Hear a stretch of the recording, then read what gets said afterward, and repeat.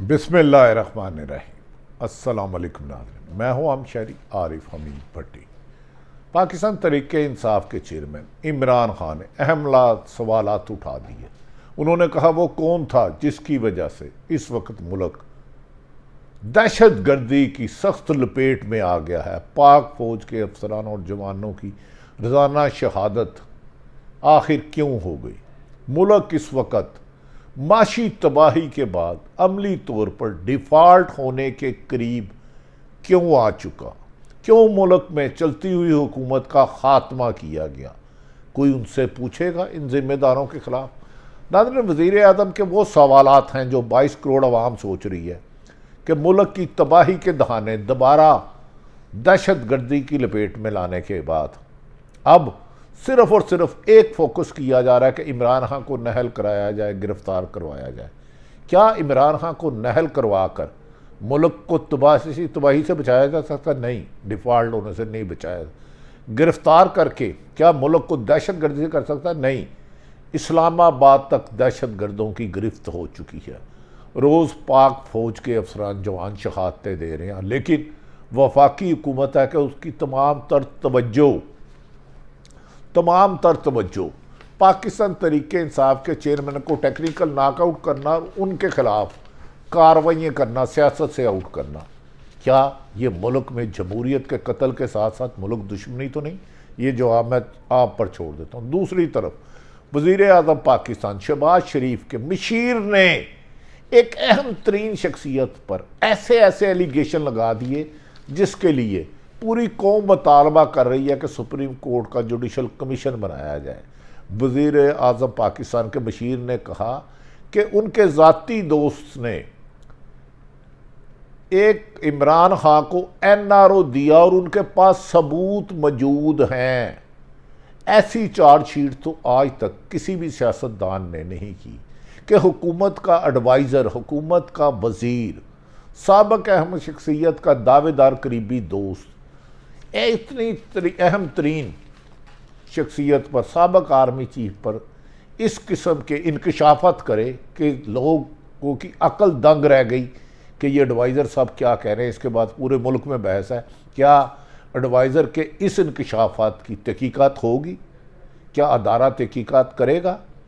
क्या अहम तरीन शख्सियात जो फ़राइज़ आइन और कानून के मुताबिक उनकी लिमिट है वो लोगों को NRO देते हैं, जबकि इमरान खान उसी शख्सियत को अपनी हुकूमत के ख़ात्मे का, यानी कि साबिक़ आर्मी चीफ को ज़िम्मेदार करार दे चुके हैं। नाज़रीन, लगता है मुल्क में जानबूझकर बुरी हालत ले जाए, लेकिन इन तमाम हालात के बावजूद इमरान खान को कभी यकीन है कि अप्रैल 2023 में इलेक्शन हो जाएंगे, जबकि हुकूमत दावा कर रही है कि दुनिया इधर से उधर हो जाए, 2023 अक्टूबर में इलेक्शन होंगे, बल्कि हम तूल दे के कोशिश करेंगे फाइनेंशियल एमरजेंसी लगा कर मुल्क को एक साल और तूल दिया जाए। साबिक़ वज़ीर आज़म इमरान खान ने अहम मुलाकात में कहते हैं कि इस मुल्क में अच्छी खासी हुकूमत चल रही थी जिसने माशी सूरत हाल को संभाल लिया था, लोगों को उनको बुनियादी हकूक़ मिल रहे थे। लेकिन चलती हुई हुकूमत को ख़त्म कराने के पीछे वो कौन था जिसने करप्शन में मुलव्वस लोगों को अरबों खरबों रुपए की करप्शन में, मनी लॉन्ड्रिंग में, कमीशन लेने में, बदयांती करने में मदद करके NRO 2 दिया। NRO 2 इमरान खान के मुताबिक मुशर्रफ ने दिया और दूसरा NRO 2 1 मुशर्रफ ने दिया और दूसरा NRO 2 कमर जवेद बाजवा साहब ने दिया। नाज़रीन, इमरान खान ने बाशगाफ लफ्ज़ों में कहते हैं कि करप्ट, बददयानत, माशियत का जनादा निकालने वाले नाहल लोगों को एक साजिश के तहत मुंतहिब हुकूमत का ख़ात्मा करके वो वज़ीर आज़म थे तो प्रिजन मैन बनाई गई, और उनकी हुकूमत का ख़ात्मा करके और बैरूनी साजिश के तहत मुल्क की चलती हुई माशियत को तबाही के दहाने पे खड़ा कर दिया। अब ऐसा लगता है इस मुल्क को अपने पाँव पे खड़े होने के लिए 10-15 साल लग जाएंगे। आखिर ये साजिश किसने की? इमरान खान इसका ज़िम्मेदार, साबिक़ आर्मी चीफ को करार देते हैं। इमरान खान ने कहा कि मौजूदा हुकूमत अवाम की जालो माल के तहफ़्फ़ुज़ करने में ना सिर्फ नाकाम हो चुकी है बल्कि करप्शन को दोबारा लीगली पोजीशन मिल गई है, क्योंकि नैब कवानीन में तरामीम करके हुकूमत को और अवाम के दरमियान ताकतवर और कमज़ोर का इतना फ़र्क कर दिया गया है कि ताकतवर अरबों खरबों डॉलर कमा कर बैरून मुल्क ले जाते हैं और गरीब आदमी एक वक्त की रोटी से भी मोहताज हो चुका है। लाकानूनियत तबाह है, इकॉनमी ज़मीन बोझ हो चुकी है, पाकिस्तान की इंडस्ट्री बंद हो रही है, मजदूर किसान बेरोज़गार हो रहे हैं। वो कौन है उनका ज़िम्मेदार? उनका ज़िम्मेदार इमरान खान पाकिस्तान तरीके से उनको साबिक़ आर्मी चीफ को करार दे रहे हैं।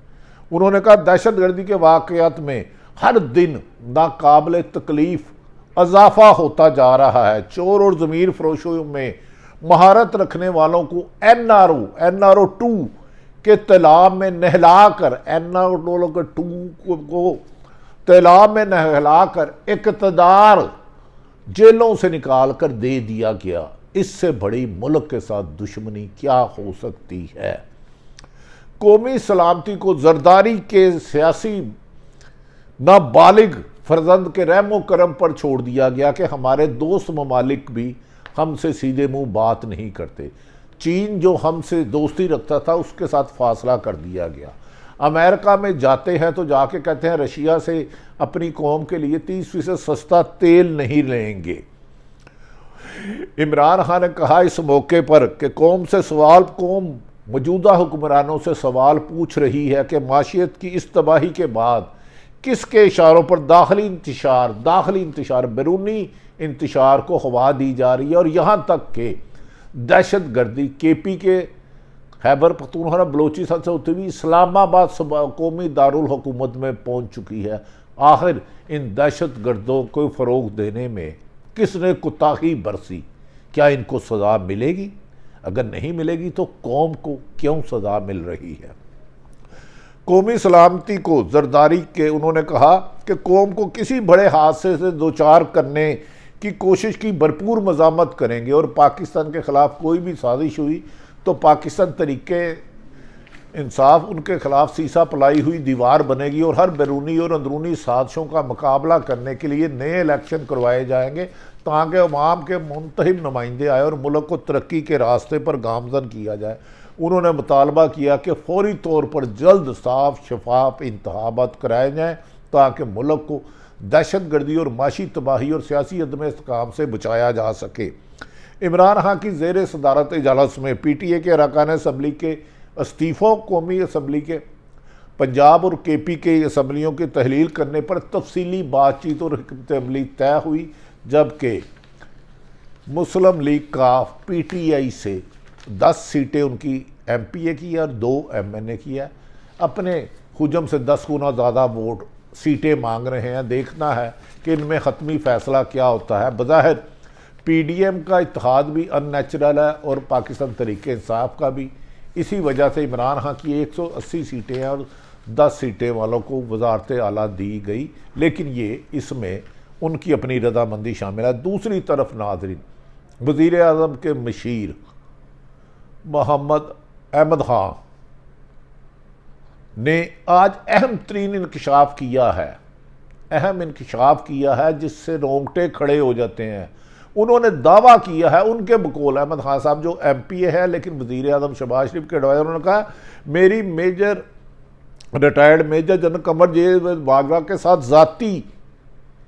ज़ाती न्याज़मंदी है, मेरी इनसे दोस्ती है। हमारी इंफॉर्मेशन के मुताबिक उनकी ना तो वो क्लास फेलो हैं ना महल्लेदार है, लेकिन उनका दावा है तो हमें मानना पड़ेगा क्योंकि वो मौजूदा हुक्मरानों के चीफ एडवाइज़र। उन्होंने कहा वो बहुत मोहतरम हैं कमर जवेद बाजवा। उन्होंने कहा मैं कम से कम इस बात की शहादत देता हूँ, मैं हर बार बता रहा हूँ जो उन्होंने कहा, मलक अहमद खान साहब का इस बात की शहादत दे सकता हूँ कि कोर्ट ऑफ लॉ में जाकर बता सकता हूँ, एविडेंस यानी कि सबूत दे सकता हूँ कि अगर जनरल बाजवा ने कोई एक को एनओ दिया है, कोई एक को डील की है, तो वो इमरान खान है। उन्होंने एक आर्मी चीफ पर इल्ज़ाम लगाया, साबिक आर्मी चीफ पर इल्ज़ाम लगाया, जबकि घर का केस था। इमरान खान इसको डिनाई तरदीद करें जो मैं कह रहा हूं। उन्होंने कहा मैं इसके सबूत दूंगा अदालत में कि कमर जवेद बाजवा ने इमरान खान को आर्मी चीफ होते हुए मदद की, गलत मदद की। अगर जनरल बाजवा ने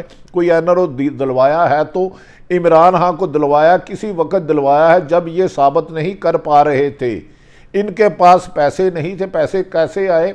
एक फिल्मी स्टोरी और जमाइमा वाली आपको रोकी होगी। इनकी बीवी से इनके अकाउंट में जबकि अप्रूवल था, कहूँ कैसे आए, वो इत्तफाक ट्रस्ट के डिटेल कैसे थी, वो कौन से इमरान बशीर के मुताबिक वो कौन से साहब थे जो कागजात लेकर कमर जवेद बाजवा के पास गए, किस वक़्त लेकर गए, और फिर जनरल बाजवा ने जवाब में कब किसको क्या कहा। एक एक बात की तफसील बताऊंगा। और इस सिलसिले में वज़ीर आज़म के एडवाइज़र आइन कानून में सबूत भी देना चाहते हैं। नाज़रीन, इतनी बड़ा इल्ज़ाम लगाना एक आर्मी चीफ जिसकी आइन और कानून में मुल्क का सबसे दुनिया की सबसे बड़ी फ़ौज का सिपह सलार हो, और उस पर हुकूमती एडवाइज़र लगाए कि उन्होंने इमरान खान को एनआरओ दिया है, वो उनके दोस्त है, और अदालत में वो सबूत पेश कर सकते हैं। क्या इसकी कोई इंक्वायरी होगी? इसकी इंक्वायरी 22 करोड़ अवाम मुतालबा करती है। खुदा के वास्ते ये हमारे अदारों के ऊपर जो शक उठाया गया है इसकी तहकीकात कराई जाए। अपोजिशन हमेशा इल्ज़ाम लगाती है, हमेशा लगाती रही है। यही नून लीग माजी में उसी आर्मी चीफ जिस पर आज मलक अहमद खान साहब उडवाए बशीर साहब इल्ज़ाम लगा रहे हैं, उनके इस्तीफ़े का मुतालबा करते रहे थे। क्या अदारा तहकीकात करेगा या सुप्रीम कोर्ट के ऑनरेबल जज साहबान इस सिलसिले में कमीशन बनाएंगे और उनसे सबूत मांगेंगे जिसका वो दावा कर चुके हैं कि मेरे पास सबूत हैं। नाज़रीन, ऐसी सूरत हाल में जब मुल्क के सरकारी अफसरान अपने आइन और कानून से इनहराफ करके इख्तियारात से तजावज़ करके किसी को एनआरओ देते हैं या किसी को गलत फेवर करते हैं तो वो अपने आइन से वफादारी नहीं करते। अब कौम का मुतालबा है कि इसके हक़ाइक़ अवाम के सामने लाए जाए। इमरान खान ने बाशगाफ लफ्ज़ों में कहा है कि वो 11 जनवरी से पहले